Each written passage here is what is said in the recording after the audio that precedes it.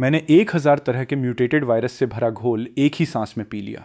सब लोग मेरे फटने और मरने का इंतजार कर रहे थे, लेकिन तभी म्यूटेशन एरा शुरू हो गया। इस नए युग में जिस भी इंसान को कोई बीमारी थी, उसकी ताकत अचानक कई गुना बढ़ गई। जो जितना ज्यादा बीमार था, वो उतना ही ज्यादा ताकतवर बन गया।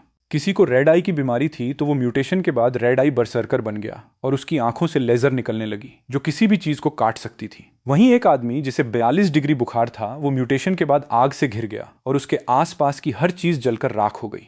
पिछले जन्म में मैं बहुत ज्यादा स्वस्थ था, इसलिए मैं पल भर में ही फूड चेन में सबसे नीचे आ गया था। मुझे एक खदान में काम करने के लिए भेज दिया गया, जहां काम करते करते मेरी मौत हो गई थी। पर इस बार मैं खुद को सभी जहरों से अमर बनाने वाला था। मेरी पिछली यादों के अनुसार वो सभी वायरस काफी महंगे थे, खासकर वो वाटर बियर वायरस वाला कीड़ा जिसके बारे में मैं सोच रहा था। मैंने समय देखा और मुझे पता था कि उस वाटर बियर की नीलामी आज रात ही होने वाली है, इसलिए मुझे जल्दी करनी थी। मैंने अपना घर गिरवी रखकर 88 लाख रुपए नकद लिए और सीधा उस होटल में पहुंच गया जहां नीलामी होने वाली थी। वहां रिसेप्शनिस्ट के सामने ही मैंने अपना फोन निकाला और हर उस ऐप से लोन ले लिया जिसका नाम मुझे पता था। जब मेरे अकाउंट में 7 अंकों का बैलेंस दिखा तो मेरे चेहरे पर एक मुस्कान आ गई। रिसेप्शनिस्ट मुझे हैरानी से देख रही थी और मैं नीलामी वाले हॉल के अंदर चला गया। नीलामी शुरू होने से पहले मैं अपनी पुरानी यादों को खंगालने लगा। मुझे याद था कि लिन युआन नाम के एक आदमी ने पिछले जन्म में इसी वाटर बियर कीड़े को खरीदा था और बाद में एक इंटरव्यू में बहुत घमंड दिखाया था। उसी कीड़े की वजह से म्यूटेशन के बाद उसे कटे हुए अंगों को दोबारा उगाने की अमर शक्ति मिल गई थी। पिछले जन्म में लिन युआन इसी कीड़े के दम पर मिसाइलों के हमले के बाद भी बिना खरोंच के जिंदा बच गया था। उस इंटरव्यू के दौरान लिन युआन के चेहरे के हाव भाव बहुत अजीब थे, क्योंकि घमंड के साथ साथ उसके चेहरे पर एक पछतावा भी था। इसी वजह से मुझे वो इंटरव्यू आज भी बहुत अच्छी तरह से याद था। उस वाटर बियर कीड़े को बहुत अजीब माना जाता था, इसलिए किसी को भी उसकी असली कीमत का अंदाजा नहीं था और मैंने बड़ी आसानी से उसे 10 लाख में खरीद लिया। मुझे 10 लाख इसलिए खर्च करने पड़े क्योंकि लिन युआन भी उसके लिए बोली लगा रहा था। पिछले जन्म में लिन युआन ने इसे सिर्फ 5 लाख में खरीदा था, पर इस बार जब उसने देखा कि मैं इस फालतू सी चीज के लिए 10 लाख देने को तैयार हूं, तो उसने हार मान ली।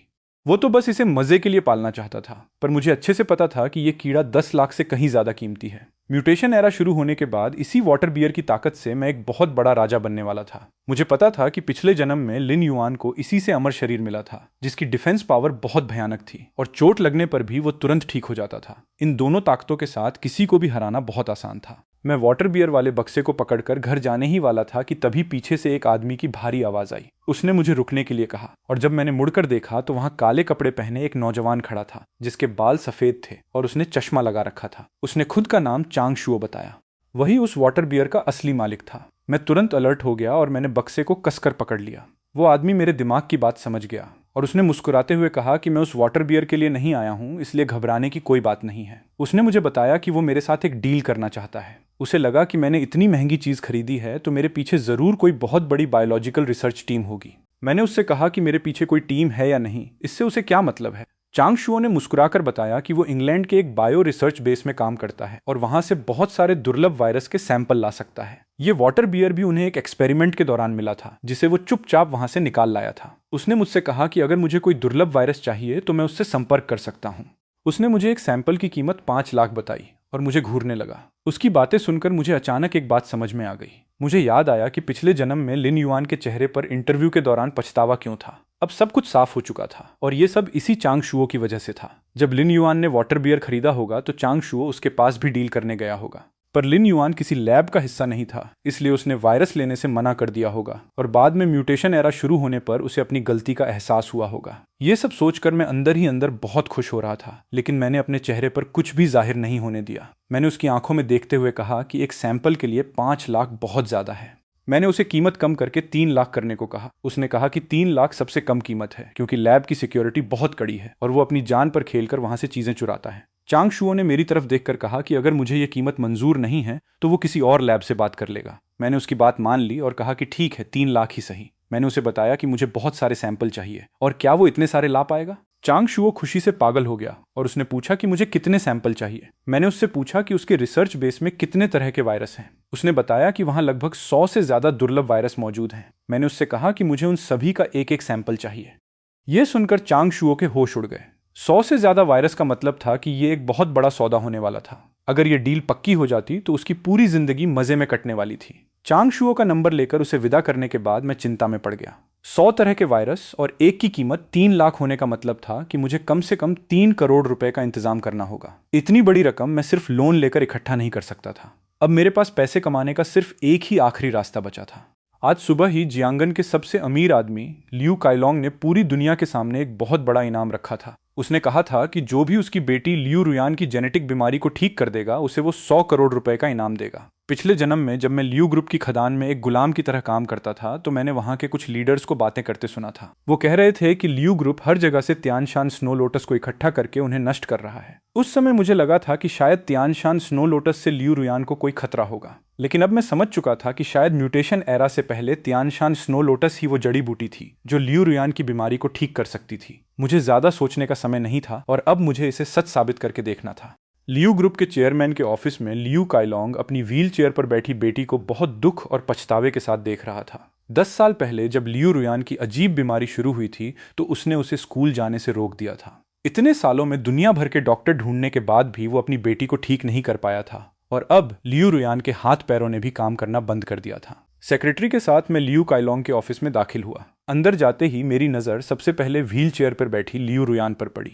वो बहुत खूबसूरत थी पर उसका शरीर बहुत कमजोर लग रहा था और उसे देखकर कोई नहीं कह सकता था कि वो एक दानव है। देखने में वो एक बहुत ही शांत और शरीफ लड़की लग रही थी, लेकिन मुझे पता था कि 1 महीने बाद यही लड़की रुयान द डेमन एम्प्रेस बनने वाली है, जिसके नाम से ही पूरी दुनिया कांपेगी। जब मैं लियू रुयान को देख रहा था तभी लियू काइलोंग भी मुझे ऊपर से नीचे तक घूर रहा था। मेरा फोन आने के बाद उसने मेरी पूरी कुंडली निकाल ली थी कि मैं एक आम कॉलेज से पढ़ा हुआ इंसान हूं और एक साधारण सी कंपनी में काम करता हूं। अगर ये पहले का समय होता तो लियू काइलोंग मुझ जैसे लड़के को धक्के मारकर बाहर निकाल देता जो उसकी बेटी को ठीक करने का दावा कर रहा था, पर अब वो सब कुछ आजमाने को तैयार था और अगर कोई भी तरीका थोड़ा सा भी सही लगता तो वो उसे जरूर आजमाता। लियू काइलोंग ने सीधा मुझसे पूछा कि मैं उसकी बेटी का इलाज कैसे करने वाला हूँ। मैंने अपनी नजरें रुयान से हटाई और अपना गला साफ करते हुए कहा कि इलाज से पहले मुझे एक बात की पक्की गारंटी चाहिए। मैंने पूछा कि अगर मेरा तरीका काम कर गया तो क्या मुझे वो 100 करोड़ रुपए का इनाम सच में मिलेगा। मेरी बात सुनकर लियू काइलोंग ने हाथ हिलाते हुए कहा कि उसके पास पैसों की कोई कमी नहीं है, बस मुझ में वो पैसे लेने की काबिलियत होनी चाहिए। मैंने भी बिना समय बर्बाद किए सीधा कह दिया कि उसकी बेटी की बीमारी तियानशान स्नो लोटस से पूरी तरह ठीक हो जाएगी। उसने मेरी तरफ देखा और पूछा कि उसके आगे क्या करना है। उसे लगा कि मैं कोई जड़ी बूटी का नाम बताकर और भी बहुत सारी बातें बनाऊंगा। मैंने पूरे आत्मविश्वास के साथ कहा कि इसके अलावा और कुछ भी नहीं चाहिए। मेरा यह आत्मविश्वास पूरी तरह से दिखावा था, क्योंकि मुझे भी नहीं पता था कि लियू ग्रुप जिस तियानशान स्नो लोटस को नष्ट कर रहा है वो सच में लियू रुयान पर काम करेगा या नहीं। ये सब मेरा एक अंदाजा था जिसे मैं अब आजमा रहा था। लियू काइलोंग ने बिना कुछ सोचे अपने सेक्रेटरी को तियानशान स्नो लोटस का काढ़ा बनाने के लिए भेज दिया। जब मैं लियू रुयान को देखकर उसके पिछले जन्म के खौफनाक कारनामों को याद कर रहा था तब लियू काइलोंग की नजरें मुझ पर ही गड़ी हुई थीं। वो शायद मन ही मन सोच रहा होगा कि मैं उसकी बेटी को कब तक ऐसे घूरता रहूंगा। कुछ ही देर में काढ़ा बनकर आ गया और लियू काइलोंग ने उसे अपनी बेटी के होठों से लगा दिया। उसने रुयान को उसे पीने के लिए कहा ताकि पता चल सके कि इसका कोई असर होता है या नहीं। लियू रुयान को उस काढ़े का 1 कप पीने में 10 मिनट लग गए। लियू काइलोंग ने कप साइड में रखा और अपनी बेटी से पूछा कि क्या उसे कुछ बेहतर महसूस हो रहा है। तभी लियू रुयान के चेहरे का रंग बदलने लगा और उसके पीले चेहरे पर अचानक एक लाल रंगत आ गई। उसकी हमेशा शांत रहने वाली आंखों में एक हलचल सी होने लगी और वो तुरंत अपने बाएं हाथ को देखने लगी। लियू काइलोंग ने भी तुरंत उसके हाथ की तरफ देखा। तभी लियू रुयान का बायां हाथ जो सालों से बेजान पड़ा था वो अचानक हल्का सा हिलने लगा। लियू काइलोंग ये देखकर खुशी से पागल हो गया और उसे यकीन हो गया कि यह तरीका सच में काम कर रहा है। उसके साथ साथ मैंने भी चैन की सांस ली।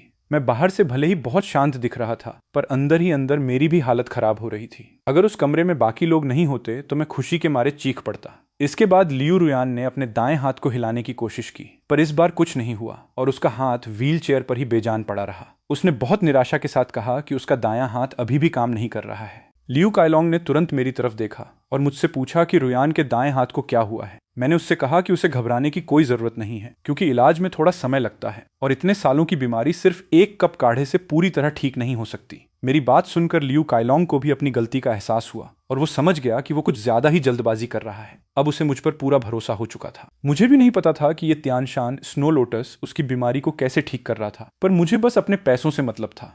मैंने अपने होठों पर जीभ फेरी और लियू काइलोंग से कहा कि मेरा इलाज काम कर रहा है, इसलिए मुझे मेरा इनाम मिल जाना चाहिए। लियू काइलोंग ने बिना देर किए अपने सेक्रेटरी को मेरे अकाउंट में 100 करोड़ ट्रांसफर करने का आदेश दे दिया। अपने फोन में इतने सारे पैसे देखकर मेरा दिल खुशी से नाचने लगा। लियू ग्रुप की बिल्डिंग से बाहर आते ही मैंने बिना एक सेकंड गंवाए तुरंत चांग शुओ को मैसेज भेज दिया।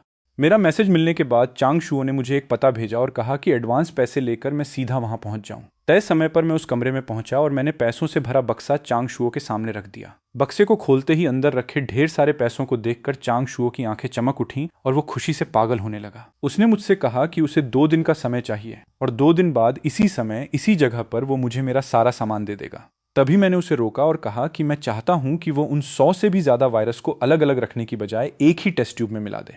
मेरी ये बात सुनकर चांग शुओ बहुत हैरान हुआ और मेरी तरफ अजीब नजरों से देखने लगा। उसने कहा कि ऐसा करने से उन सभी वायरस की कोई रिसर्च वैल्यू नहीं बचेगी। उसने हैरानी जताई कि एक रिसर्च टीम का आदमी होने के बाद भी मुझे इतनी छोटी सी बात कैसे समझ नहीं आ रही है। उसने आगे बताया कि अगर उन 100 से ज्यादा वायरस को एक साथ मिला दिया गया तो उनके अंदर कई बार भयानक म्यूटेशन हो सकता है जिसे रोकना किसी के बस की बात नहीं होगी। उसने चेतावनी देते हुए कहा कि ऐसा होने पर वायरस किस खतरनाक रूप में बदल जाएगा ये कोई नहीं जानता और उसकी वजह से एक पूरा शहर भी पल भर में तबाह हो सकता है। ये बोलते ही चांग शुओ की आंखों में एक डर सा छा गया। उसे बहुत अच्छी तरह पता था कि वो जिस रिसर्च बेस में काम करता है वहां कितने खतरनाक और शैतानी वायरस रखे हुए हैं। Mutated Ebola, mutated gorilla, rabies और म्यूटेटेड स्मॉलपॉक्स जैसे वायरस वहां मौजूद थे। इनमें से कोई भी एक वायरस ऐसा था जिसके नाम से ही दुनिया कांप उठती थी। लेकिन अब उसे इन सारे वायरस को एक ही जगह मिलाने के लिए कहा जा रहा था, जो अगर गलती से भी लीक हो गए तो हजारों लोगों की जान ले सकते थे। वो मन ही मन सोचने लगा कि क्या ये लड़का दुनिया को खत्म करना चाहता है। मैंने उसकी बातों से बिल्कुल भी डर नहीं दिखाया और उससे कहा कि उसे सिर्फ अपने पैसों से मतलब होना चाहिए और बाकी बातों से उसे कोई लेना देना नहीं होना चाहिए। मैं तो उल्टा बहुत खुश हो रहा था। ये तो बहुत अच्छी बात थी। मैं तो चाहता ही था कि ये सारे वायरस म्यूटेट होकर और भी ज्यादा खतरनाक बन जाएं। अगर ये 100 से भी ज्यादा वायरस मिलकर कोई ऐसा सुपर वायरस बन जाते जो पल भर में दुनिया को तबाह कर सकता था तो मेरे लिए इससे अच्छी बात और क्या हो सकती थी। चांग शुओ काफी देर तक चुप रहा और फिर उसने धीरे से अपना सिर हिला दिया। उसने मान लिया कि वो वैसा ही करेगा जैसा मैंने कहा है। उसने भी सोचा कि उसे बस अपने पैसों से मतलब है और उसके बाद वो यहाँ से बहुत दूर चला जाएगा। जब वो दूर चला जाएगा तो उसे कोई फर्क नहीं पड़ेगा कि मैं उन वायरस का क्या करता हूँ। 2 दिन बाद उसी समय मिलने की बात तय करके हम दोनों वहां से निकल गए। इन 100 से भी ज्यादा वायरस से मेरी ताकत इतनी भयानक होने वाली थी कि पिछले जन्म का वो सबसे ताकतवर इंसान भी मेरे सामने टिक नहीं पाएगा। ये सब सोचकर मेरी आंखों में एक चमक आ गई। पिछले जन्म में उसे लियू ग्रुप ने अपना गुलाम बना लिया था और हर महीने उसे अंधेरी खदानों में काम करने के लिए मजबूर किया जाता था। बाद में वहीं काम करते करते वो मर गया था। इस जन्म में मैं किसी भी कीमत पर ऐसा नहीं होने दूंगा। मुझे एक एक कदम करके इस दुनिया की सबसे ऊंची चोटी तक पहुंचना था। पर इतना ही काफी नहीं था। मैंने एक गहरी सांस ली और मेरी नजरें और भी तेज हो गईं। ये 100 तरह के वायरस खतरनाक तो थे पर मुझे अभी भी तसल्ली नहीं हो रही थी। इस दुनिया में बहुत सारे लोग थे और उनमें से कई लोगों को बहुत सी अजीब बीमारियां भी थीं। पिछले जन्म में जब म्यूटेशन एरा शुरू हुआ था तो दुनिया भर में अचानक से कई ताकतवर लोग सामने आ गए थे जो एक से बढ़कर एक थे।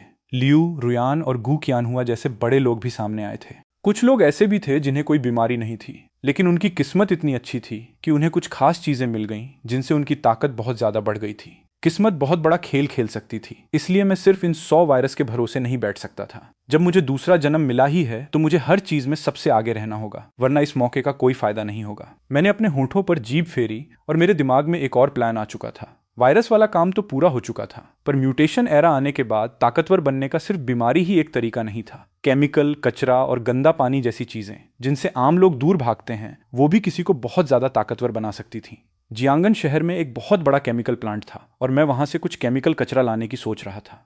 बाद में मैं उस केमिकल कचरे को वायरस वाली टेस्ट ट्यूब में डालकर मिला दूंगा। ये सोचते ही मैं और भी ज्यादा खुश हो गया और बिना देर किए मैंने एक टैक्सी बुलाई और उस केमिकल प्लांट की तरफ निकल पड़ा। जियांगन शहर में केमिकल इंडस्ट्री का सबसे बड़ा नाम मिंगक्सिंग केमिकल था जो शिनजियांग नदी के पास एक बहुत बड़ी जगह पर फैला हुआ था। दोपहर के समय एक टैक्सी मिंगक्सिंग केमिकल के पास आकर रुकी। मैंने ड्राइवर को पैसे दिए और टैक्सी से बाहर आ गया। दूर से मिंगक्सिंग केमिकल का मेन गेट दिख रहा था जो जियांगन की इतनी बड़ी कंपनी होने की वजह से बहुत ही शानदार बनाया गया था। मैंने हल्की सी मुस्कान के साथ सोचा कि यह बहुत अच्छा है। इंसानी शरीर के लिए खतरनाक केमिकल हासिल करने के लिए मिंगक्सिंग केमिकल से बेहतर कोई जगह नहीं हो सकती थी। पर मैं सीधे उनसे जाकर ये चीजें नहीं मांग सकता था क्योंकि मिंगक्सिंग केमिकल कभी भी ऐसे खतरनाक केमिकल किसी आम इंसान को नहीं बेचता और वैसे भी मैं कोई गैर कानूनी काम नहीं करना चाहता था। मेरा मकसद बहुत साफ था, मुझे बस वो केमिकल कचरा चाहिए था जो मिंगक्सिंग केमिकल अपने काम के दौरान निकालता था। पिछले जन्म में जापान के लोगों के बाकी देशों से ज्यादा ताकतवर होने का एक कारण यह केमिकल कचरा ही था। मेरे दिमाग में पिछले जन्म की यादें घूमने लगीं। पिछले जन्म में जब म्यूटेशन एरा शुरू हुआ था तो जापान तुरंत दुनिया के टॉप 3 सबसे ताकतवर देशों में आ गया था और इसका सबसे बड़ा कारण न्यूक्लियर वेस्ट था। म्यूटेशन एरा शुरू होने से पहले जापान के लोग समुद्र के किनारे जाकर उस गंदे पानी को पीने लगे थे।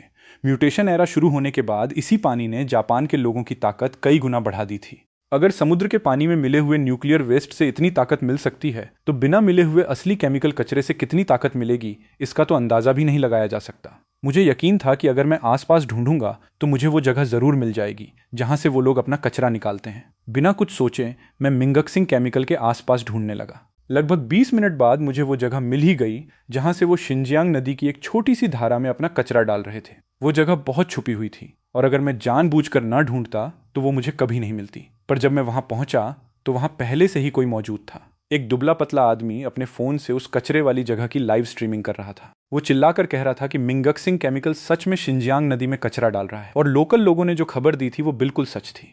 उसकी बातें सुनकर मुझे समझ आ गया कि यह आदमी डा चाओगे नाम का एक इंटरनेट सेलिब्रिटी है जो केमिकल कंपनियों के कचरे का भंडाफोड़ करने के वीडियो बनाता है। मैंने आगे बढ़कर उससे थोड़ा साइड हटने को कहा और अपनी बोतल निकालकर उस कचरे को भरने लगा। मेरी आवाज सुनकर डा चाओगे डर के मारे कांपने लगा और अचानक पीछे मुड़ा।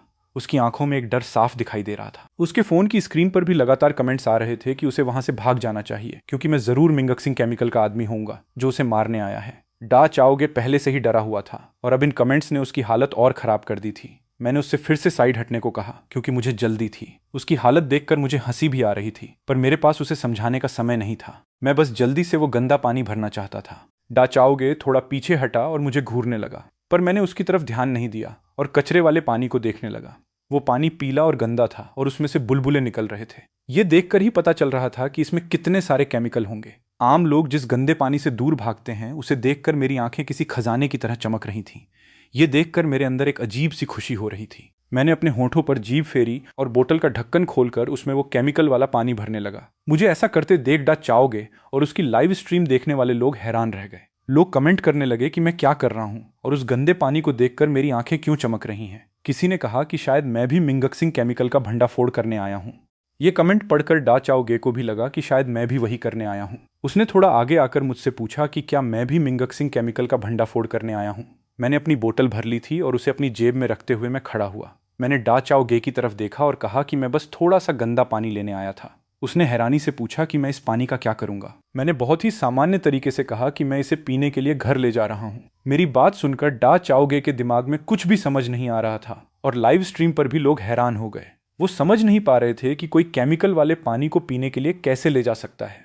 डा चाओगे अभी भी सदमे में था पर मैंने उसके कंधे पर हाथ रखा और कहा कि उसे भी एक बोतल भर लेनी चाहिए क्योंकि ये पानी बहुत काम का है और इसे पीने से ताकत बढ़ती है। डा चाओगे मुझे अजीब नजरों से देखने लगा जैसे मैं कोई पागल हूं।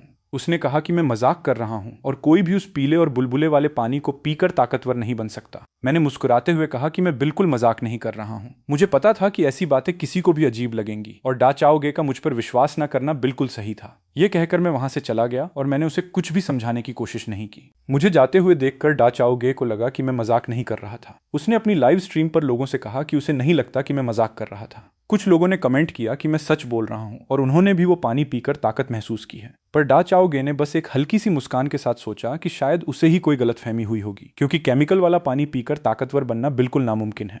2 दिन बाद मैं चांग शुओ से मिलने के लिए बाकी के पैसे लेकर उसी होटल में पहुंच गया। वहां चांग शुओ पहले से ही मेरा इंतजार कर रहा था। मैंने पैसों वाला बक्सा जमीन पर रखा और उससे अपना सामान मांगा। चांग शुओ ने बहुत सावधानी से एक छोटा सा डिब्बा निकाला और उसे मेज पर रख दिया। उसने डिब्बा खोला और उसमें एक साइंस फिक्शन जैसी दिखने वाली स्पाइरल टेस्ट ट्यूब थी। उसने मुझे बताया कि उसने मेरे कहे अनुसार रिसर्च बेस के 100 म्यूटेटेड वायरस उसमें डाल दिए हैं। उसने मुझे एक पेन ड्राइव भी दी और कहा कि इसमें उन 100 वायरस की पूरी जानकारी है और मुझे इसे संभाल कर रखना चाहिए क्योंकि अगर ये खो गई तो उसे दोबारा नहीं मिलेगी। मैंने बस पेन ड्राइव की तरफ एक नजर डाली और फिर से उस टेस्ट ट्यूब को देखने लगा।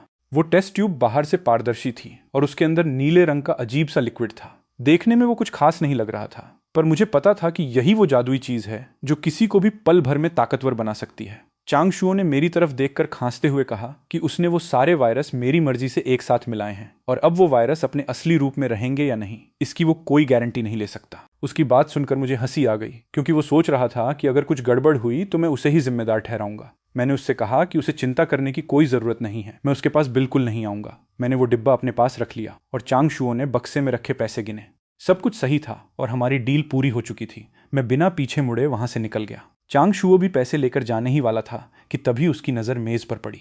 उसने देखा कि मैं वो वायरस की जानकारी वाली पेन ड्राइव वहीं भूल गया हूँ। वो सिर खुजाने लगा कि कोई इतनी ज़रूरी चीज़ कैसे भूल सकता है। उसे लगा कि उस पेन ड्राइव में वायरस से भी ज़्यादा ज़रूरी जानकारी थी और कोई भी बायोलॉजिकल रिसर्चर उसे भूलने की गलती नहीं कर सकता। पर फिर उसने सोचा कि उसे तो उसके पैसे मिल गए हैं, इसलिए उसे इन सब बातों से क्या लेना देना। वो भी अपने पैसे लेकर होटल से बाहर निकल गया। समय बीतता गया और अब म्यूटेशन एरा शुरू होने में सिर्फ एक हफ्ता बचा था। दोपहर के समय जापान से आया हुआ पार्सल मुझे मिल गया। फुकुशिमा का न्यूक्लियर वेस्ट भी आ चुका था। अब मेरे पास सब कुछ तैयार था। मैंने पार्सल खोला और उसमें से न्यूक्लियर वेस्ट की एक छोटी सी बोतल निकाली। मेरे चेहरे पर एक मुस्कान आ गई। ये जापान के फुकुशिमा से लाया गया 100% शुद्ध न्यूक्लियर वेस्ट था, जो पिछले जन्म में जापान के लोगों द्वारा पिए गए पानी से कई गुना ज्यादा खतरनाक था। म्यूटेशन एरा शुरू होने के बाद इन सब चीजों के साथ मुझे कोई नहीं हरा पाएगा। मैंने उस बोतल को बहुत सावधानी से अपनी अलमारी में रख दिया और मेरे अंदर एक अजीब सी खुशी होने लगी। उस दिन चांग शुओ से वो 100 वायरस लेने के बाद से मैं लगातार ताकतवर बनने के नए नए तरीके ढूंढ रहा था। जो भी तरीका मुझे समझ आता मैं उसे आजमाने लगता। मेरी अलमारी अब ऐसी ही खतरनाक चीजों से भरी हुई थी। अलमारी बंद करके मैं फ्रिज के पास गया और वहां से मैंने एक बोतल निकाली। तभी टीवी पर एक ब्रेकिंग न्यूज आने लगी। न्यूज में बताया जा रहा था कि 10 मिनट पहले इंग्लैंड का एक मशहूर पुल अचानक टूट गया है और अभी तक ये नहीं पता चला है कि कितने लोग मारे गए हैं। टीवी पर जो तस्वीरें आ रही थीं वो काफी धुंधली थीं, पर साफ पता चल रहा था कि वो इंग्लैंड का वही मशहूर पुल था जो बीच में से टूट गया था, जैसे किसी ने उसे बीच में से काट दिया हो। ये सब देखकर मुझे यकीन हो गया कि म्यूटेशन एरा अब शुरू होने ही वाला है। मुझे अच्छी तरह याद था कि पिछले जन्म में इंग्लैंड का वो मशहूर पुल क्यों टूटा था। असल में वहां रेड टेल्ड विंड स्कॉर्पियन नाम का एक बीस्ट किंग आ गया था। म्यूटेशन एरा के पूरी तरह शुरू होने से पहले ही वो बीस्ट वहां आ गया था और उसकी ताकत स्पिरिट ट्रांसफॉर्मेशन रेल्म के दूसरे लेवल पर थी। इसी वजह से बाद में इंग्लैंड की सेना हथियारों से उसका शिकार कर पाई थी। पर मुझे याद था कि इसके बावजूद उस रेड टेल्ड विंड स्कॉर्पियन ने 50,000 लोगों की जान ले ली थी। शुरुआत में इंग्लैंड ने इस खबर को दुनिया से छुपाने की बहुत कोशिश की थी, पर इंटरनेट के जमाने में इतनी बड़ी तबाही को छुपाना नामुमकिन था। सिर्फ 2 दिन के अंदर ही सेना और उस बीस्ट की लड़ाई के वीडियो हर जगह वायरल हो गए थे। उस बीस्ट के 10 मीटर ऊंचे और कई मीटर चौड़े विशाल शरीर को पुल तोड़ते हुए देखकर पूरी दुनिया खौफ में आ गई थी। यह खबर देखकर मैंने अपनी मुट्ठी कस ली और मैं अंदर ही अंदर बहुत खुश था। मुझे लग रहा था कि शायद मैं किसी नॉर्मल टाइमलाइन में वापस आ गया हूं, पर इस खबर ने मेरे सारे शक दूर कर दिए थे। म्यूटेशन एरा सच में बस आने ही वाला था और अब मैं अपने पिछले जन्म की किस्मत को पूरी तरह पलटने वाला था। 24 घंटे के अंदर पूरी दुनिया के इंसानों का इवोल्यूशन होने वाला था और जिसके अंदर जितनी ज्यादा बीमारियां होंगी वो उतना ही ताकतवर बनेगा। म्यूटेशन एरा शुरू होने में अब सिर्फ 24 घंटे बचे थे। उस रात ठीक 12 बजे पूरी दुनिया के लोगों के दिमाग में एक रहस्यमयी आवाज गूंज उठी। उस आवाज में एक अजीब सी ताकत थी जो सबके दिमाग में साफ सुनाई दे रही थी। सिर्फ 1 मिनट बाद ही इंटरनेट पर हड़कंप मच गया। लोग एक दूसरे से पूछने लगे कि क्या उन्होंने भी म्यूटेशन एरा शुरू होने वाली वो आवाज सुनी है। सबको लग रहा था कि शायद उनका दिमाग खराब हो गया है। पर जब सबको पता चला कि बीमार लोग इवोल्यूशन के बाद सबसे ताकतवर बनने वाले हैं, तो इंटरनेट पर तहलका मच गया। एक आदमी ने लिखा कि उसे लंग कैंसर है, तो क्या उसकी जान बच जाएगी? तभी दूसरे ने जवाब दिया कि उसकी जान सिर्फ बचेगी ही नहीं, बल्कि वो एक बहुत बड़ा भगवान बन जाएगा। उस रात पूरी दुनिया में कोई भी सो नहीं पाया। जो लोग पूरी तरह स्वस्थ थे वो छाती पीट पीट कर रो रहे थे कि काश उन्हें भी कोई बीमारी होती। वहीं दूसरी तरफ बीमारियों से तड़पने वाले लोग खुशी से पागल हो रहे थे। उधर लियू ग्रुप के चेयरमैन के ऑफिस में लियू रुयान अपनी व्हील चेयर पर बैठी पछतावे से जल रही थी। उसे समझ नहीं आ रहा था कि यह म्यूटेशन एरा अचानक कैसे आ गया। उस रहस्यमयी आवाज के अनुसार सबसे ज्यादा बीमार इंसान ही सबसे ताकतवर बनने वाला था, पर उस त्यानशान स्नो लोटस की वजह से लियू रुयान की बीमारी 40% तक ठीक हो चुकी थी। इसका मतलब था कि म्यूटेशन एरा के बाद उसकी ताकत बहुत कम होने वाली थी। लियू रुयान गुस्से में आग बबूला हो रही थी और उसने कसम खाई कि वो मुझे अपने हाथों से जान से मार देगी। कमरे में खड़े लियू काइलोंग का चेहरा भी गुस्से से लाल हो रहा था। अगर उसे म्यूटेशन एरा के बारे में पहले से पता होता तो वो अपनी बेटी को कभी भी वो दवा नहीं देता। लियू काइलोंग ने अपनी बेटी को शांत करते हुए कहा कि उसे घबराने की कोई जरूरत नहीं है। उसने कहा कि मैं एक पूरी तरह से स्वस्थ इंसान हूं, इसलिए म्यूटेशन एरा शुरू होते ही मैं कीड़े मकोड़ों की तरह कुचला जाऊंगा। उसने अपनी बेटी से कहा कि उसकी बीमारी अभी भी पूरी तरह ठीक नहीं हुई है, इसलिए वो म्यूटेशन एरा के बाद भी एक बहुत ताकतवर योद्धा बनेगी। लियू काइलोंग ने कहा कि म्यूटेशन एरा शुरू होते ही वो मुझे पकड़कर उसके सामने लाएगा और फिर वो मुझसे अपना बदला ले सकती है। लियू रुयान ने भी सिर हिलाते हुए कहा कि वो उस दिन का इंतजार करेगी और मुझे पैदा होने पर पछताने के लिए मजबूर कर देगी। उसी समय मैं अपने कमरे में मजे से बैठा हुआ था। मेरे सामने मेज पर बहुत सारी अजीबोगरीब बोतलें रखी हुई थीं, जिनमें सबसे खास वो बीच वाली टेस्ट ट्यूब थी। लगभग 1 महीने के अंदर उस टेस्ट ट्यूब के वायरस भयानक रूप से म्यूटेट हो चुके थे। उस टेस्ट ट्यूब का नीला लिक्विड अब पूरी तरह से काला हो चुका था। उसे ध्यान से देखने पर ऐसा लग रहा था जैसे उस काले लिक्विड के अंदर कोई खतरनाक चीज जिंदा हो गई है। मैंने एक गहरी सांस ली और मैं बाकी बोतलों की तरफ देखने लगा। उनमें वो वाटर बियर, वायरस वाला कीड़ा, केमिकल कचरा, न्यूक्लियर वेस्ट और दुनिया के सबसे खतरनाक जहर रखे हुए थे। वो ऐसी चीजें थीं जिन्हें पीने के बाद कोई भी आम इंसान 1 सेकंड में तड़प कर मर जाता, पर मेरे लिए वो चीजें दुनिया के सबसे अनमोल खजाने से भी बढ़कर थीं। समय कम होने की वजह से मैंने उन सभी जहरों को एक साथ मिलाने का फैसला किया। मैंने जल्दी से उन सभी बोतलों के जहर को एक ही डिब्बे में मिला दिया। अब मेरे हाथ में एक गहरे हरे रंग का बेहद बदबूदार लिक्विड तैयार हो चुका था। उसमें वो वाटर, बियर, वायरस, केमिकल कचरा और बाकी सारे खतरनाक जहर मौजूद थे। लेकिन मैंने अभी तक उस वायरस वाली टेस्ट ट्यूब को नहीं खोला था, क्योंकि मैं उसे अलग से पीने वाला था। ये सब करने के बाद मैं शांति से अपनी जगह पर बैठ गया और म्यूटेशन एरा के शुरू होने का इंतजार करने लगा। समय धीरे धीरे बीतने लगा और आखिरी 1 मिनट का उल्टी गिनती शुरू हो गई। जैसे ही म्यूटेशन एरा का समय शुरू हुआ, मैंने बिना 1 सेकंड गंवाए उस टेस्ट ट्यूब का ढक्कन खोला और वो काला लिक्विड एक ही सांस में पी गया। उस काले लिक्विड के गले से नीचे उतरते ही मेरी जीभ से लेकर पेट तक एक भयानक जलन होने लगी। ऐसा लग रहा था जैसे मेरे शरीर के अंदर किसी ने आग लगा दी हो। कुछ ही पल में मेरी पीठ से जहरीला पसीना निकलने लगा और मेरे शरीर का रोम रोम दर्द से तड़पने लगा। वो दर्द इतना भयानक था कि मैं कुछ ही सेकंड में बेहोश होने वाला था। मैंने अपने दांत पीसे और किसी तरह उस हरे रंग के जहर वाले डिब्बे को उठाकर वो भी पूरा पी लिया। उस काले वायरस के दर्द ने मेरे पूरे शरीर को सुन्न कर दिया था, इसलिए मुझे इस नए जहर का ज्यादा दर्द महसूस नहीं हुआ। अगर उस समय कोई मुझे देख लेता तो डर के मारे उसकी जान निकल जाती। मेरी आंखें बाहर की तरफ निकल आई थीं और मेरा चेहरा पूरी तरह नीला पड़ चुका था। मेरे शरीर की सारी नसें बाहर की तरफ उभर आई थीं और मैं नर्क से निकले हुए किसी खौफनाक दानव जैसा लग रहा था। आसमान में उल्टी गिनती शुरू हो चुकी थी, 3, 2, 1, और इसी के साथ म्यूटेशन एरा शुरू हो गया। उसी पल पूरी दुनिया के बीमार लोगों के शरीर का सारा दर्द गायब हो गया और उन्हें अपने अंदर एक भयानक ऊर्जा महसूस होने लगी।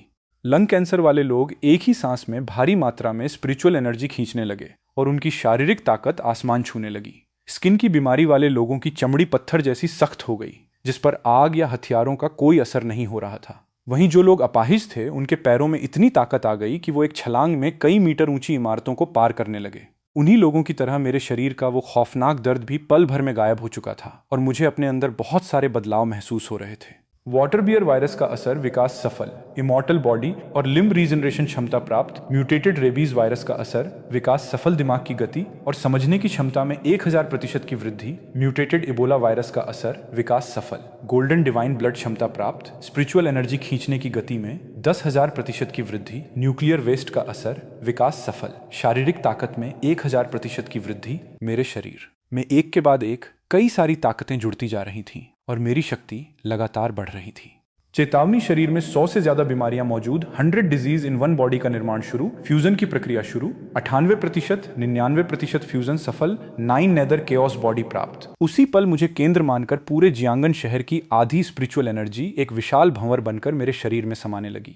मैं उस भयानक ऊर्जा के तूफान का केंद्र बन चुका था। इनिशियल रेल्म का पहला लेवल, फिर दूसरा और फिर तीसरा। मेरी ताकत तेजी से बढ़ती जा रही थी। सिर्फ पलक झपकते ही मैं इनिशियल रेल्म के 9वें लेवल पर पहुंच गया, पर मेरे शरीर की वो ऊर्जा अभी भी शांत नहीं हुई थी और आसमान से लगातार स्पिरिचुअल एनर्जी मेरे अंदर समा रही थी। इनिशियल रेल्म का 9वां लेवल पार करते ही मेरे शरीर में एक भयानक धमाका हुआ और मैं सीधा दूसरे रेल्म यानी स्पिरिट ट्रांसफॉर्मेशन रेल्म के पहले लेवल में पहुंच गया। पिछले जन्म में लियू रुयान को अपनी सबसे ताकतवर कैलेमिटी होली बॉडी के साथ स्पिरिट ट्रांसफॉर्मेशन रेल्म तक पहुंचने में 1 हफ्ते का समय लगा था, पर मैंने वो मुकाम सिर्फ 3 मिनट से भी कम समय में हासिल कर लिया था। पर मुझे एहसास हुआ कि मेरा सफर यहीं खत्म नहीं होने वाला है। मेरे शरीर का डेंटियन अभी भी पागलपन से घूम रहा था और मुझे पता था कि स्पिरिट ट्रांसफॉर्मेशन रेल्म का पहला लेवल मेरी आखिरी मंजिल नहीं है। दूसरा लेवल, तीसरा लेवल, 5वां लेवल और फिर 6ठा लेवल। आखिरकार मेरी ताकत स्पिरिट ट्रांसफॉर्मेशन रेल्म के 6ठे लेवल पर आकर रुक गई और मेरा डेंटियन पूरी तरह से शांत हो गया। मैंने अपने अंदर उस भयानक शक्ति को महसूस किया और मुझे पूरा यकीन था कि मैं सिर्फ अपने हाथ के एक इशारे से इस पूरी इमारत को मिट्टी में मिला सकता हूँ। एक असली ताकतवर इंसान का आत्मविश्वास ऐसा ही होता है। मैंने गहरी सांस ली और मेरे चेहरे की मुस्कान और भी चौड़ी हो गई। मैं अब पिछले जन्म वाला वो कमजोर इंसान नहीं था जिसे कोई भी कुचल सकता था। मुझे यकीन था कि अभी पूरे देश में स्पिरिट ट्रांसफॉर्मेशन रेल्म के 6ठे लेवल पर पहुंचने वाला मैं इकलौता इंसान था। तभी अचानक मेरी इमारत भयानक रूप से हिलने लगी और बाहर से ऐसे धमाकों की आवाजें आने लगीं जैसे किसी ने दर्जनों बम एक साथ फोड़ दिए हों। ये सब महसूस करते ही मुझे समझ आ गया कि बाहर सिल्वर आर्मर्ड डार्क ड्रैगन आ चुका है। पिछले जन्म में भी ठीक इसी समय म्यूटेशन एरा शुरू होते ही जियांगन शहर के एक प्राइमरी स्कूल के पास स्पिरिट ट्रांसफॉर्मेशन रेल्म का ये मॉन्स्टर सामने आया था। म्यूटेशन एरा अभी बस शुरू ही हुआ था, इसलिए जो लोग अपनी बीमारियों की वजह से ताकतवर बने भी थे वो अभी इनिशियल रेल्म पर ही थे। उस डार्क ड्रैगन के अचानक हमले की वजह से अनगिनत लोगों की जान गई थी और स्कूल के बहुत सारे बच्चे भी मारे गए थे। उस समय तक दुनिया की व्यवस्था पूरी तरह खत्म नहीं हुई थी और मुझे भी लियू ग्रुप ने गुलाम नहीं बनाया था। वो स्कूल मेरे घर के बिल्कुल पास था, इसलिए मैंने अपनी आंखों से उस खौफनाक मंजर को देखा था। मुझे याद था कि पिछले जन्म में जब उस सिल्वर आर्मर्ड डार्क ड्रैगन को मारा गया था तो उसकी रीढ़ की हड्डी से एक बहुत ही ताकतवर सिल्वर भाला बनाया गया था। मेरे पास भी अभी लड़ने के लिए कोई हथियार नहीं था, इसलिए यह मेरे लिए एक बहुत अच्छा मौका था। बाहर से लोगों के चीखने चिल्लाने की आवाजें आ रही थीं, पर मैं मुस्कुराते हुए पलक झपकते ही वहां से गायब हो गया। सनशाइन प्राइमरी स्कूल के मेन गेट पर पुलिस वाले आसमान में उस खौफनाक सिल्वर आर्मर्ड डार्क ड्रैगन को देखकर कांप रहे थे। रात का समय था और स्कूल के सारे बच्चे हॉस्टल में सो रहे थे। अगर वो डार्क ड्रैगन हॉस्टल तक पहुंच जाता तो एक भी बच्चा जिंदा नहीं बचता। पुलिस स्क्वाड के लीडर चेन डाओ ने तुरंत आदेश दिया कि ड्रैगन पर गोलियां चलाकर उसका ध्यान भटकाया जाए ताकि वो बच्चों को कोई नुकसान ना पहुंचा सके। उसका आदेश मिलते ही सभी पुलिस वालों ने अपनी बंदूकें आसमान की तरफ तान ली और उस डार्क ड्रैगन पर अंधाधुंध फायरिंग शुरू कर दी। गोलियों की बारिश हो रही थी, पर उन खूंखार गोलियों का उस डार्क ड्रैगन की सख्त चमड़ी पर कोई असर नहीं हो रहा था। वो सारी गोलियां उससे टकराकर नीचे गिर रही थीं और उस पर एक खरोंच तक नहीं आई। पर पुलिस वालों की यह तरकीब काम कर गई और उस डार्क ड्रैगन का ध्यान बच्चों से हट गया। उसने अपनी खूनी लाल आंखों से मेन गेट पर खड़े पुलिस वालों को देखा और उसकी आंखों में उनके लिए सिर्फ नफरत थी। उसने अपने मन में सोचा कि उन मामूली कीड़े मकोड़ों की इतनी हिम्मत कैसे हो गई कि वो उसके शिकार के बीच में दखल दें। मुस्कुराते रहें, आनंदित रहें और हमेशा प्रसन्न रहें। यदि आपको यह वीडियो पसंद आया हो तो कृपया इसे लाइक करें और हमारे चैनल को सब्सक्राइब करें। हम आपसे अपने अगले वीडियो में मिलेंगे। धन्यवाद। 6 महीने पहले मैंने एक बारबेक्यू की दुकान से एक छोटी सफेद सांप को खरीदा जिसे अभी काटकर पकाया जाने वाला था। मैं उसे पालने लगा और वह धीरे धीरे बड़ी होती गई। शुरुआत में मैंने इस पर ज्यादा ध्यान नहीं दिया, लेकिन बाद में वह अपनी पूंछ से मेरे पैरों को लपेटने लगी, फिर कमर तक लिपट जाती और अपना सिर मेरे सिर पर रखकर जीभ निकालती रहती। पहले मुझे लगा कि वह मेरी रक्षा कर रही है। एक दिन काम के दौरान मैंने एक छोटा वीडियो देखा जिसमें बताया गया था कि जब कोई सांप आपको लपेटना शुरू कर देता है तो इसका मतलब है कि वह आपको अपना शिकार समझने लगा है। यह सुनकर मैं बुरी तरह डर गया और उसी दिन उसे वापस जंगल में छोड़ आया। लेकिन आधी रात को मुझे महसूस हुआ कि ठंडी सांप की पूंछ फिर से मेरे पैरों से लिपट रही है। मेरे कानों में उसकी फुफकार सुनाई दे रही थी। तभी एक युवती की उदास और शिकायत भरी आवाज मेरे कानों में गूंजी, तुमने तो कहा था कि मैं अपना जीवन तुम्हें समर्पित कर दूं, फिर अब मुझे क्यों छोड़ दिया? मैं हमेशा से सांपों से डरता था, लेकिन उस दिन न जाने क्यों उसे देखते ही मेरी नजर उससे हट ही नहीं रही थी। वह बेहद सुंदर लग रही थी, जैसे किसी कहानी की जादुई प्राणी हो। उसका शरीर चमक रहा था, लेकिन उसके शरीर में एक गहरा घाव था और ऐसा लग रहा था कि वह आखिरी सांसें गिन रही है। पास ही एक कसाई चाकू तेज कर रहा था और उसे मारने की तैयारी कर रहा था। मैं तो बस उसकी तस्वीर लेकर उसकी सुंदरता की तारीफ करना चाहता था, लेकिन तभी उस छोटे सांप ने सिर उठाकर मेरी ओर देखा। उसकी आंखों में इतनी बेबसी और मासूमियत थी कि मैं उसे अनदेखा नहीं कर सका। आखिरकार मैंने 250 युआन देकर उसे खरीद लिया। वह बहुत शांति से मेरे हाथ पर आकर बैठ गई और कभी कभी अपनी जीभ बाहर निकालती। इंटरनेट पर लोगों की सलाह के अनुसार मैंने उसके घाव को साफ किया। सफाई करते समय मुझे घाव के अंदर एक बहुत पतली काली सुई मिली। बड़ी मुश्किल से मैंने उसे बाहर निकाला। जैसे ही वह सुई निकली, ऐसा लगा मानो वह किसी बंधन से मुक्त हो गई हो। उसकी हालत तुरंत बेहतर दिखने लगी। उस काली सुई पर बारीक नक्काशी जैसी आकृतियां बनी थीं, जो किसी ताबीज या मंत्र जैसी लग रही थीं। मुझे लगा कि इतनी बारीक सुई किसी इंसान ने ही जानबूझकर उसके शरीर में डाली होगी। मैंने उससे पूछा, बहुत दर्द हो रहा था? उसने उदास होकर सिर हिलाया, आंखों में आंसू भर आए और अपनी पूंछ से मेरे बर्तन की ओर इशारा किया। मैंने सोचा, क्या यह पका हुआ खाना खाना चाहती है? मैंने कुछ उबले अंडे बनाकर उसके सामने रखे। उसने सचमुच उन्हें खाना शुरू कर दिया। हैरानी की बात यह थी कि उसने सारे अंडे एक ही बार में खत्म कर दिए। इतनी छोटी सी सांप की भूख इतनी ज्यादा होगी, यह मैंने सोचा भी नहीं था। मेरी बात सुनकर उसने शर्माते हुए अपनी जीभ बाहर निकाली। वह सचमुच बहुत समझदार लग रही थी। मैं मुस्कुराकर बोला, सच में मन करता है तुम्हें पूरी जिंदगी पालूं। यह सुनते ही वह धीरे धीरे मेरे हाथ पर चढ़ाई और मेरी ओर देखकर जीभ निकालने लगी, मानो मेरी बात से सहमत हो। मैंने उसके चिकने, ठंडे और मुलायम चमकदार शरीर पर प्यार से हाथ फेरा। मेरे छूते ही उसके शरीर का रंग हल्का गुलाबी होने लगा। वह रंग भी बदल सकती थी। जैसे ही मैंने यह कहा, उसने शर्माकर अपना सिर अपने शरीर के भीतर छिपा लिया और गोल होकर लिपट गई। यह देखकर मुझे हंसी भी आई और दया भी। आखिरकार मैंने उसे पिंजरे में रखा और निश्चिंत होकर सो गया। सच कहूं तो मुझे डर था कि कहीं रात में उठकर वह मुझे काट न ले। किसान और सांप की कहानी बचपन से दिमाग में बसी हुई थी और आखिर सांप एक ठंडे खून वाला जीव ही तो है। अपनी सुरक्षा का ध्यान रखना भी जरूरी था। उसी रात मैंने सपना देखा। उसमें एक बेहद सुंदर और अलौकिक आभा वाली युवती दिखाई दी। वह किसी कॉमिक की नायिका जैसी लग रही थी। मैं उसे देखकर मंत्रमुग्ध हो गया। उसके पास गया तो देखा कि उसका चेहरा और व्यक्तित्व और भी आकर्षक था। लेकिन तभी मुझे एहसास हुआ कि यह तो सपना है। मैंने मन ही मन सोचा, लगता है बहुत दिनों से अकेला रहने का यही असर है। फिर मैंने सोचा, जब सपना ही है तो मौका क्यों छोड़ूं? रोज रोज इतनी खूबसूरत लड़की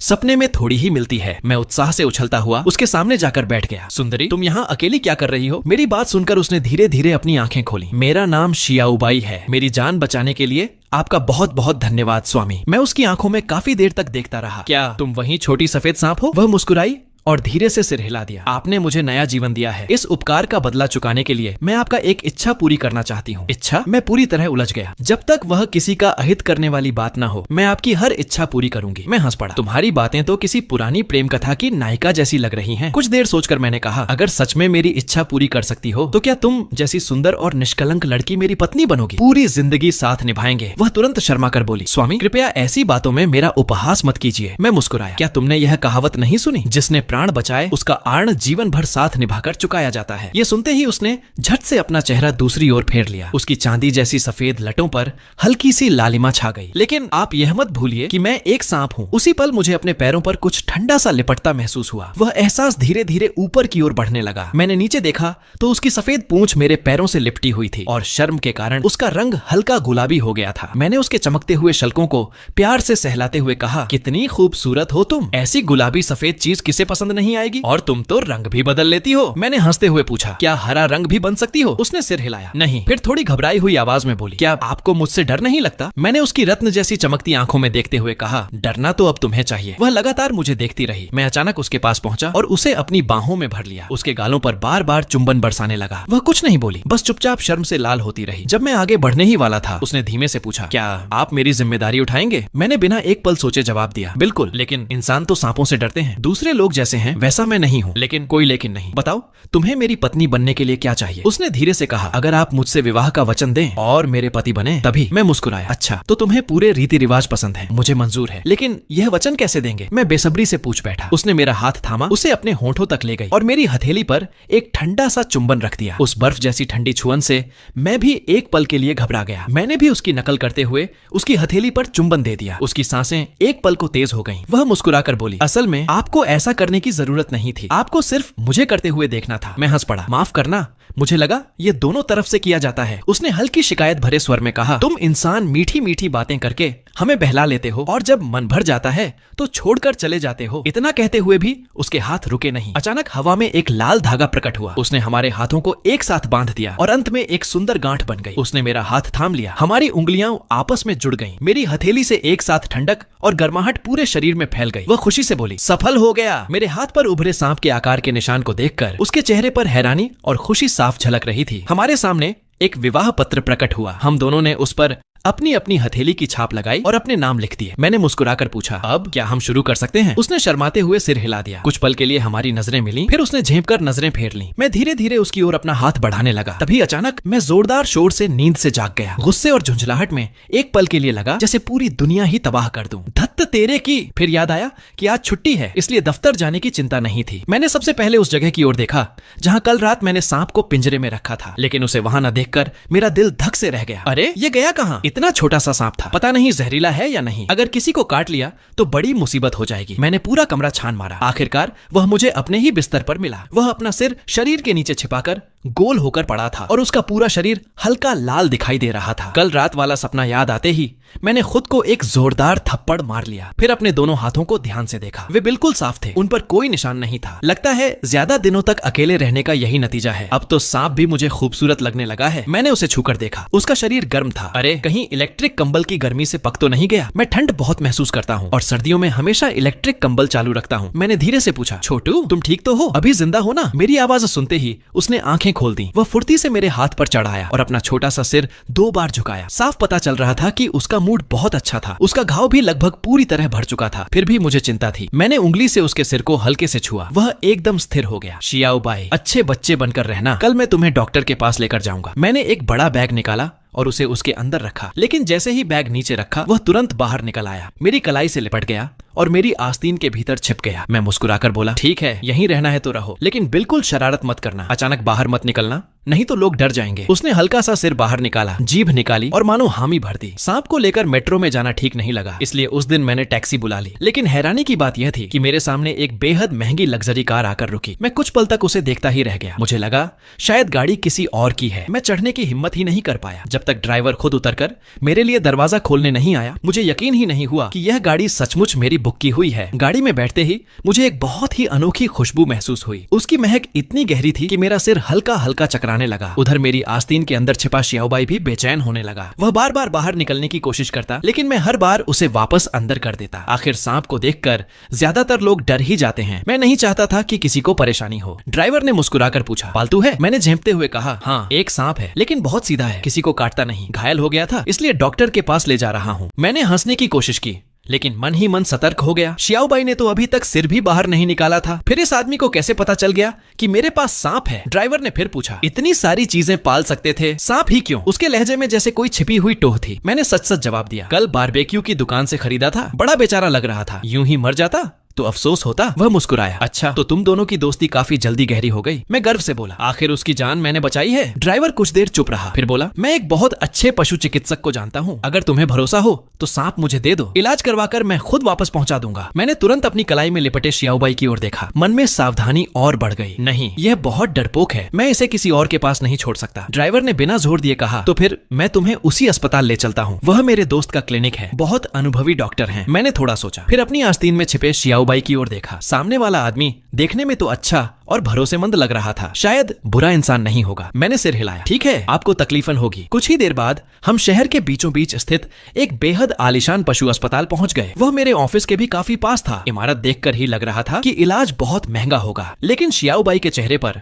जो उत्सुकता थी उसे देखकर मैंने मन ही मन तय किया कि चाहे जितना खर्च हो मैं कर दूंगा। मैंने उसे डॉक्टरों के हवाले कर दिया। लेकिन अस्पताल में कदम रखते ही मुझे एक अजीब सी बात महसूस हुई। वहां मौजूद हर व्यक्ति मुझे किसी अजनबी जीव की तरह घूर रहा था। कुछ देर बाद रिसेप्शन पर बैठी लड़की मेरे लिए चाय और मिठाइयां लेकर आई। मैं मन ही मन घबरा गया, इतनी चीजें, पता नहीं कितना बिल बनेगा। वह मुस्कुराई, श्री सेन, आप आराम से कुछ खा लीजिए। श्याओबाई की चोट काफी गंभीर थी, उसे बाहर आने में थोड़ा समय लगेगा। शायद उसने मेरे चेहरे की चिंता पढ़ ली थी। वह बोली, चिंता मत कीजिए, चाय और मिठाइयां पूरी तरह मुफ्त हैं। मैंने चाय का एक घूंट लिया, तुरंत लगा जैसे मेरा दिमाग पूरी तरह साफ हो गया हो। अभी कुछ देर पहले कार में जो अजीब खुशबू थी उससे मेरा सिर भारी हो गया था। अचानक मेरे मन में एक बेहद महत्वपूर्ण सवाल कौंधा। मैंने तो ड्राइवर को अपना नाम तक नहीं बताया था, फिर उसे कैसे पता चला कि मेरा उपनाम शेन है? मैं इसी उलझन में डूबा था कि तभी एक सफेद बालों वाला युवा आकर मेरे सामने बैठ गया। शुरुआत में मैंने उस पर ध्यान नहीं दिया और अपने मोबाइल में लगा रहा, लेकिन उसकी निगाहें इतनी तीखी थीं कि मुझे बेचैनी होने लगी। ऐसा लग रहा था जैसे कोई खतरा मेरे आसपास मंडरा रहा हो। जब मैंने सिर उठाया, हमारी नजरें टकरा गईं। मैंने झेंपकर हल्की सी मुस्कान दी। उसने होंठ सिकोड़कर तिरस्कार से मुंह फेर लिया, मानो मैं उसे बिल्कुल पसंद नहीं आया हो। फिर भी उसकी निगाहें लगातार मेरे पूरे शरीर को ऊपर से नीचे तक परखती रहीं। वह बड़बड़ाया, यही है हमारी तीसरी बहन का होने वाला पति? कुछ खास तो लगता नहीं। बच्चों को सच में दुनिया देखनी चाहिए। पहली बार घर से निकली और किसी इंसान के बहकावे में आ गई। इतना कहकर उसने गहरी सांस ली। उसके चेहरे पर नाराजगी भी थी और बेबसी भी। मैं उसकी बातों का मतलब बिल्कुल नहीं समझ पाया, इसलिए दोबारा सिर झुकाकर मोबाइल चलाने लगा और उससे बात करने की कोई कोशिश नहीं की। कुछ देर बाद डॉक्टर श्याओबाई को लेकर बाहर आए। अब उसके शरीर पर जरा सा भी घाव नहीं था। वह पहले से भी ज्यादा सफेद, चमकदार और पारदर्शी दिखाई दे रही थी। मैंने हाथ आगे बढ़ाया तो वह तुरंत फिसलती हुई मेरी हथेली पर आ गई। श्याओबाई, कितनी अच्छी बच्ची हो। उसने प्यार से मेरी उंगलियों से अपना सिर रगड़ा और धीरे धीरे जीभ बाहर निकाली। मैं भुगतान करने रिसेप्शन पर गया। हैरानी की बात यह थी कि फीस मेरी उम्मीद से काफी कम थी। ऊपर से उन्होंने ढेर सारे उपहार भी दिए। रिसेप्शनिस्ट मुस्कुराकर बोली, हमारा नया अस्पताल खुला है, ये सब आपके छोटे सांप के खाने के लिए है। अभी समय काफी था, इसलिए मैं शहर के बाहरी इलाके में अपनी पसंद के एक निजी रेस्तरां में खाना खाने चला गया। छुट्टी का दिन था। दुनिया चाहे जैसी हो, लेकिन अपने पेट के साथ अन्याय नहीं किया जा सकता। लोग कहीं श्याओबाई को देखकर डर न जाए, इसलिए मैंने एक निजी कमरा बुक किया। जैसे ही खाना आया, मैंने उसे बाहर निकाल लिया। श्याओबाई, देखो क्या खाना चाहोगी? पूरी मेज पर तरह तरह के व्यंजन देखकर उसकी आंखें चमक उठीं। फिर उसने अपनी छोटी सी पूंछ से एक भुने हुए चिकन की ओर इशारा किया। मैंने डिस्पोजेबल चॉपस्टिक से एक चिकन लेग उठाकर उसके सामने रख दिया। मेरा इरादा था कि वह खुद आराम से खा लेगी, लेकिन मुझे पता चला कि उसे खाना ही नहीं आता। अरे तुम तो बिल्कुल नासमझ निकली। आखिरकार करीब आधे घंटे तक मुझे खुद उसे खिलाना पड़ा। फिर मैंने मेज पर रखे बाकी खाने की ओर देखकर पूछा, श्याओबाई, अब क्या मैं भी थोड़ा खा सकता हूँ? उसने तुरंत सिर हिलाकर हामी भर दी। मैंने अस्पताल से मिले सांप के खाने के पैकेटों की ओर देखा और अचानक समझ गया कि उन्होंने इतना ज्यादा खाना क्यों दिया था। मैं हंसते हुए बोला, लगता है इस अस्पताल के लोग सच में बहुत अच्छे हैं। इन्हें पहले से पता था कि यह छोटी सी सांप कितनी ज्यादा खाती है। घर लौटते लौटते रात हो चुकी थी। न जाने क्यों घर में कदम रखते ही मुझे जबरदस्त नींद आने लगी। मैं बिस्तर पर लेटा और कुछ ही पलों में गहरी नींद में डूब गया। थोड़ी देर बाद मुझे लगा जैसे कोई मेरी चेतना को अपनी ओर खींच रहा हो। जब मैंने फिर से आंखें खोली तो खुद को उसी जगह पाया जहां पिछली रात पहुंचा था। वह अब भी वहीं खड़ी थी। मैं खुशी से चिल्लाया, सुंदरी मैं आ गया, और दौड़ता हुआ उसकी ओर बढ़ गया। पहुंचा वहां वही सफेद बालों वाली सुंदर लड़की मेरा इंतजार कर रही थी, लेकिन आज उसके चेहरे पर पहले जैसी खुशी नहीं थी। मैंने मुस्कुराकर पूछा, क्या बात है मेरी खूबसूरत, आज इतनी उदास क्यों हो? वह तुरंत मेरे पास आई और मेरा हाथ पकड़कर ध्यान से देखने लगी। अगले ही पल उसके चेहरे पर मुस्कान लौट आई। वह बोली, मुझे लगा था कि अब तुम्हें मैं पसंद नहीं रही। उसकी आवाज में इतना दर्द और शिकायत थी कि मेरा दिल पिघल गया। मैंने तुरंत कहा, ऐसा कैसे हो सकता है? इस समय दुनिया में सबसे ज्यादा अगर किसी को पसंद करता हूँ तो वह तुम हो। उसने शर्माते हुए पूछा, तो फिर तुम मुझे पत्नी कहकर क्यों नहीं बुलाते? मैं हंस पड़ा। अच्छा ठीक है पत्नी। जैसे ही मैंने यह शब्द कहा उसके सफेद बालों पर हल्की लालिमा छा गई। उसी क्षण एक ठंडी सांप की पूंछ मेरे पैरों से लिपट गई। उसने मेरा हाथ पकड़कर मेरी हथेली पर एक हल्का सा चुंबन रखा। तुरंत मेरी हथेली पर वह सांप के आकार वाला निशान फिर से उभर आया जो पहले गायब हो चुका था। मैं मन ही मन सोचने लगा, ये क्या है? कोई जादुई निशान फिर से सक्रिय हो गया क्या? अगली सुबह जब मेरी आंख खुली तो शरीर थोड़ा थका हुआ महसूस हो रहा था, लेकिन मन और दिमाग पहले से कहीं ज्यादा तरोताजा थे। उस दिन के बाद लगभग हर रात मैं उसी सफेद बालों वाली लड़की को सपनों में देखने लगा। हम सपनों में साथ घूमते, बातें करते और प्रेमी प्रेमिका की तरह एक दूसरे के बेहद करीब रहते। लेकिन हर सुबह जब मेरी नींद खुलती तो सब कुछ सामान्य होता। मैं खुद से कहता, आखिर सपना सपना ही होता है, उसे सच कैसे माना जा सकता है? धीरे धीरे मेरी हैरानी भी खत्म हो गई और यह सब मेरी रोजमर्रा की जिंदगी का हिस्सा बन गया। दिन में मैं ऑफिस चला जाता और शियाओ बाई को घर पर छोड़ देता। पशु अस्पताल से मिला, उसका खाना रोज उसे खिलाता। हर शाम जब मैं घर लौटता तो वह खुशी खुशी अपनी पूंछ उठाकर मेरा इंतजार करती मिलती। वह इतनी मासूम लगती कि मेरा सारा दिन भर का तनाव गायब हो जाता। हम अक्सर छोटे छोटे खेल खेलते। मैं कहता, बाएं देखो, दाएं देखो, अब सामने देखो। वह हर बार थोड़ी अनिच्छा दिखाती, लेकिन फिर भी मेरी हर बात मान लेती। उसे देखकर मुझे बेहद खुशी होती। कभी कभी मैं बाहर से खाना पैक कराकर लाता और हम दोनों साथ बैठकर खाते। धीरे धीरे वह मेरे लिए किसी पालतू जानवर से बढ़कर परिवार का हिस्सा बन गई। मैं उसे अपने बच्चे की तरह प्यार करने लगा। समय बीतने के साथ उसका शरीर भी तेजी से बढ़ने लगा। कुछ ही महीनों में वह लगभग इंसान जितनी लंबी हो गई। मैं उसे देखकर मजाक में कहता, लगता है सांप छोटे हों तभी ज्यादा प्यारे लगते हैं। कहीं अस्पताल वालों ने तुम्हें जो खाना दिया था उसी में कोई गड़बड़ तो नहीं? इतनी जल्दी इतनी बड़ी कैसे हो गई? हर बार मेरी बात सुनकर वह जीभ निकालती, सिर हिलाती और जैसे कहती, ऐसी कोई बात नहीं है, बस एक ही परेशानी थी। अब वह बहुत ज्यादा जगह घेरने लगी थी। हालांकि उसका शरीर बेहद मुलायम था। उसे तकिए की तरह इस्तेमाल करना तो और भी आरामदायक लगता था। कभी कभी वह मेरी टांगों से लिपटकर धीरे धीरे मेरे कंधों तक चढ़ जाती। तब उसका रंग सफेद से बदलकर हल्का गुलाबी सफेद हो जाता। वह बिल्कुल गिरगिट की तरह रंग बदल लेती थी। अगर कोई दूसरा सांप ऐसा करता तो शायद मैं डर के मारे भाग जाता, लेकिन न जाने क्यों उससे मुझे जरा भी डर नहीं लगता था, बल्कि मैं उसे प्यार से छेड़ने लगता। कई बार तो मुझे खुद पर ही शक होने लगता कि कहीं मैं पागल तो नहीं हो गया। एक दिन मोबाइल पर मुझे फिर एक वीडियो दिखाई दिया। उसमें कहा गया था, अगर आपका पालतू सांप आपके पास सीधा लेटने लगे या बार बार अपने शरीर से आपको कसकर लपेटे तो देर मत कीजिए, क्योंकि वह आपको अपने अगले शिकार की तरह नाप रहा होता है। पहले तो मुझे यह बात बकवास लगी, लेकिन जब मैंने इसके पीछे की वजह पढ़ी तो मैं चुप हो गया। तुरंत मेरे दिमाग में शियाओ बाई की तस्वीर घूमने लगी। वह अक्सर अपनी बड़ी पूंछ से मुझे लपेट लेती थी, अपना सिर मेरे सिर के पास रखती और धीरे धीरे जीभ निकालती रहती थी। यह सोचकर मेरा दिल बैठ गया, जैसे किसी ने जोर से झटका दे दिया हो। मैं मन ही मन बोला, लगता है मोबाइल का एल्गोरिथम सच में सब कुछ जानता है। सिर्फ एक वीडियो ने कई रातों तक मेरी नींद उड़ा दी। मैंने कई दिन तक सोचा, उसे मार देना मेरे बस की बात नहीं थी। आखिर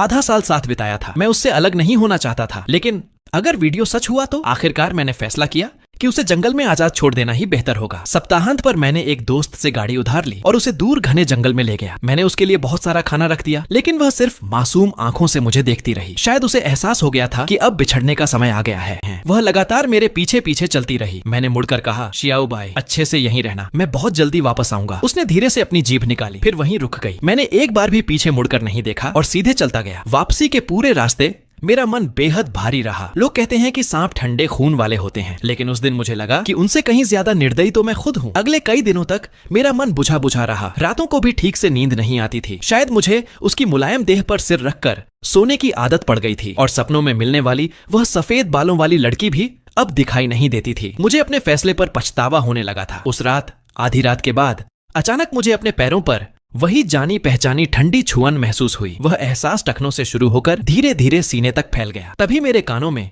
एक शिकायत भरी रूंधी हुई आवाज गूंजी, तुमने तो कहा था कि मुझे सारी जिंदगी अपने साथ रखोगे, फिर मुझे उस सुनसान जगह पर अकेला क्यों छोड़ा है। मैं झटके से उठ बैठा, लेकिन बिस्तर के पास कोई नहीं था। खाली कमरे को देखकर मेरे दिल में गहरी उदासी भर गई। कई साल पहले मेरे घर वाले एक एक करके बाहर गए थे और फिर कभी लौट कर नहीं आए। घर में अब सिर्फ मैं ही बचा था। माता पिता की नौकरी से मिलने वाली सहायता के सहारे ही अब तक जीवन चल रहा था। इन 6 महीनों में शियाओबाई मेरे साथ रही थी। कब वह मेरे लिए सिर्फ एक पालतू सांप से बढ़कर परिवार बन गई, मुझे खुद भी पता नहीं चला। मुझे याद आया कि शुरुआत में वह कितनी छोटी थी, इतनी डरपोक कि किसी को काटना तक नहीं जानती थी। यह सोचकर मेरा दिल और भारी हो गया। उसी समय अचानक मेरा मोबाइल बज उठा। मैंने चिढ़ते हुए फोन उठाया। दूसरी तरफ से आवाज आई, नमस्ते, कृपया दरवाजा खोलिए, आपके लिए एक पार्सल है। मैं दरवाजा खोलने के लिए उठा, लेकिन जैसे ही मैंने कुंडी पकड़ी, अचानक एक बात दिमाग में आई। इतनी रात को कौन सा कुरियर आता है? आजकल तो ज्यादातर पार्सल डिलीवरी पॉइंट पर छोड़ दिए जाते हैं। इतनी देर रात कोई सीधे घर कैसे आ सकता है? मैंने झिरी पीपहोल से बाहर झांका। बाहर खड़ा आदमी मास्क पहने हुए था। उसका चेहरा बिल्कुल दिखाई नहीं दे रहा था। मैंने दरवाजे के अंदर से पूछा, शायद आप गलत जगह आ गए हैं, मैंने तो कुछ मंगाया ही नहीं। वह नीचे देखकर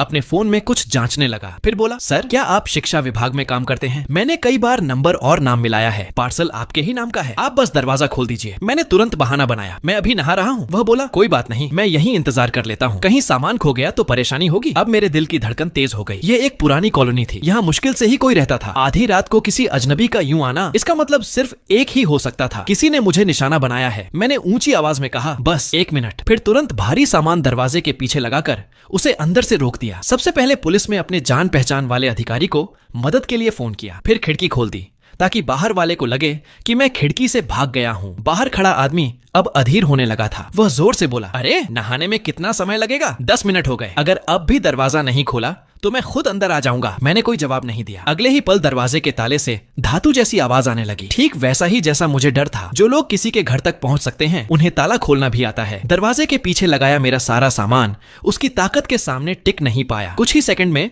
वह घर के अंदर घुस आया। पहले उसने पूरे कमरे की तलाशी ली, फिर उसकी नजर खुली हुई खिड़की पर पड़ी। बस एक नजर देखते ही जैसे उसे सब समझ आ गया। वह बिजली की तरह मुड़कर सीधे अलमारी की ओर दौड़ा। मैं पहले से वहीं छिपा हुआ था। जैसे ही वह पास आया, मैंने पूरी ताकत से उसके पेट में मुक्का मारा। वह दर्द से कराहता हुआ जमीन पर लौटने लगा। मैंने मौका देखकर तुरंत बाहर की ओर दौड़ लगा दी, लेकिन जैसे ही बाहर निकला, मुझे एहसास हुआ कि वह अकेला नहीं था। उसका एक साथी पहले से बाहर मेरा इंतजार कर रहा था। उसने मुझे पकड़ने की कोशिश की। मैंने बिना सोचे उसके सिर पर जोरदार लात मारी। वह दर्द से चीख उठा और उसकी पकड़ ढीली पड़ गई। मैं तुरंत छूटकर सड़क की ओर भागा। दोनों मेरे पीछे दौड़ते हुए गालियां दे रहे थे। मैंने पीछे मुड़कर नहीं देखा, बस पूरी ताकत से भागता रहा। लेकिन काफी दूर तक भागने के बाद भी सड़क पर कोई इंसान दिखाई नहीं दिया। मैं लगभग उम्मीद छोड़ चुका था। तभी दूर से मुझे एक सफेद आकृति बिजली की रफ्तार से मेरी ओर आती दिखाई दी। जैसे ही हम आमने सामने आए, मैंने बिना कुछ सोचे शियाओबाई को उठा लिया और पीछे मेरा पीछा कर रहे दोनों लोगों की तरफ पूरी ताकत से फेंक दिया। उसे घुमाते हुए जैसे ही मैंने उनकी ओर लहराया, मैंने उसकी आंखों में अविश्वास और हल्का सा डर देखा। जो दोनों आदमी अभी तक मुझे पकड़ने के लिए भाग रहे थे, वे अचानक चीखते हुए उल्टी दिशा में भागने लगे। मैंने फिर शियाओबाई को पकड़कर उसे रस्सी की तरह घुमाना शुरू कर दिया। वह घबराकर चिल्लाई, पति जी, मुझे नीचे उतारिए। पहले मेरी बात तो सुनिए, मैं इन्हें खुद काट सकती हूँ, सच में काट सकती हूँ। उसी समय उन दोनों में से एक डर के मारे बेहोश होकर जमीन पर गिर पड़ा। मैं फिर भी नहीं रुका। मैं उनके पीछे भागते हुए चिल्ला रहा था, अरे बदमाशों, रुक जाओ, भाग कर दिखाओ जरा। मैं सांप को हाथ में घुमाते हुए उनके पीछे दौड़ रहा था और उन्हें डांटता भी जा रहा था। उधर मेरे कानों में लगातार शियाओबाई की बेबस आवाज गूंज रही थी, मैं मानती हूँ कि कभी कभी हम इंसानों पर हमला करते हैं, लेकिन इस तरह नहीं। पति जी, मुझे सच में इन्हें काटने दीजिए। तभी पुलिस मौके पर पहुंच गई। उन्होंने सामने जो नजारा देखा, उसे देखकर वे भी कुछ पल के लिए हैरान रह गए। उन दोनों हमलावरों में से एक रोते हुए चिल्लाने लगा, मैं सब कबूल करता हूँ, बस इसे कहिए कि सांप हटाए। कुछ पल के लिए पुलिस वालों को भी समझ नहीं आया कि मदद किसकी करें। तब जाकर मैंने शियाओबाई को घुमाना बंद किया, लेकिन जैसे ही मैंने उसे नीचे उतारा, जो सांप अभी तक मेरे हाथ में झूल रहा था, वह अचानक एक सफेद बालों वाली सुंदर युवती में बदल गया। मैंने तुरंत उसे संभालकर अपनी बाहों में पकड़ लिया। वह चक्कर खाकर मेरे सीने से लग गई और धीमी आवाज में बोली, पति जी, मुझे उन्हें काटने देना चाहिए था। पुलिस वालों ने मेरी बाहों में एक लड़की को देखकर तुरंत अतिरिक्त बल बुला लिया। उन्होंने गंभीर स्वर में कहा, आप दोनों जरा हमारे साथ चलिए। मैं पूरी तरह स्तब्ध था, लेकिन जब मैंने उसकी वही परिचित सूरत देखी जिसे मैं अनगिनत बार अपने सपनों में देख चुका था, तो मेरे मन में जैसे सारी बातें एक साथ जुड़ने लगीं। और फिर मुझे याद आया कि अभी कुछ देर पहले मैं उसे डंडे की तरह घुमाकर लोगों पर चला रहा था। यह सोचते ही मेरे सामने जैसे अंधेरा छा गया। उधर दूसरा हमलावर एम्बुलेंस में अस्पताल भेज दिया गया। कहा गया कि शियाओबाई ने उसे वास्तव में काटा भी नहीं था, बस हल्का सा छूकर निकल गई थी। फिर भी वह इतना डर चुका था कि उसकी मानसिक हालत बिगड़ गई। वह कांपती आवाज में बार बार सिर्फ एक ही बात दोहरा रहा था, राक्षस, वह राक्षस है। कुछ देर बाद एक विशेष विभाग के अधिकारी आए। उन्होंने पहले निगरानी कैमरे की रिकॉर्डिंग देखी, फिर मेरी ओर लंबे समय तक चुपचाप देखते रहे। आखिर उन्होंने कहा, इस सफेद नागिन ने इंसानों पर पहले हमला नहीं किया, इसे हम अपने साथ ले जाएंगे। और जहाँ तक तुम्हारी बात है, तुम इसके परिवार जैसे हो, इसलिए जांच पूरी होने तक तुम्हें भी हमारे साथ चलना होगा। हम उस रहस्यमयी विभाग के मुख्यालय पहुंचे। रास्ते में कुछ सामान्य बातें हुई। फिर शियाओबाई मुझे एक बड़े कमरे में ले गई। शायद वह उसका अपना कमरा था। कमरा बहुत विशाल था और उसमें हर तरह की सुविधाएं मौजूद थीं। मैंने उसके सिर को अपने कंधे पर टिका देखा। मेरा दिमाग अब भी सब समझने की कोशिश कर रहा था। मैंने हकलाते हुए पूछा, तुम आखिर हो क्या, इंसान या सांप? उसने मुस्कुराकर कहा, मैं एक याओ, अलौकिक प्राणी हूँ। उस पल मेरी पूरी दुनिया और अब तक की सारी मान्यताएं जैसे बदल गईं। वह प्यार से बोली, पति जी डरिए मत, मैं आपको कभी नहीं काटूंगी। मैंने अविश्वास से कहा, लेकिन सुना था कि नए चीन की स्थापना के बाद तो किसी भी दैत्य या आत्मा को अस्तित्व में रहने की इजाजत नहीं है। डर या अफवाहों के आधार पर अपने प्रियजनों पर शक नहीं करना चाहिए। नायक ने इंटरनेट पर देखी गई बातों पर भरोसा करके शियाओबाई को छोड़ दिया, जबकि वह उसे कभी नुकसान पहुंचाना नहीं चाहती थी। सच्चा प्रेम विश्वास और स्वीकार्यता पर टिका होता है। शियाओबाई सांप एक अलौकिक प्राणी होने के बावजूद पूरे दिल से नायक से प्रेम करती थी और नायक भी अंततः उसे उसके असली रूप सहित स्वीकार कर लेता है। सोशल मीडिया की हर बात सच नहीं होती। एक वीडियो देखकर नायक ने गलत निष्कर्ष निकाला और अपने रिश्ते को लगभग खो दिया। दया का फल अच्छा मिलता है। शुरुआत में उसने एक घायल छोटे सांप की जान बचाई। उसी दया के कारण उसे एक सच्चा साथी मिला जिसने हर परिस्थिति में उसका साथ दिया। शियाओबाई वास्तव में एक सांप आत्मा या नागिन थी, लेकिन वह नायक से सच्चा प्रेम करती थी। दोनों अंततः साथ रहते हैं और नायक उस अलौकिक दुनिया के अस्तित्व को स्वीकार कर लेता है। यह एक रोमांटिक फैंटेसी कहानी है जिसका संदेश है कि विश्वास, करुणा और प्रेम बाहरी रूप से अधिक महत्वपूर्ण है।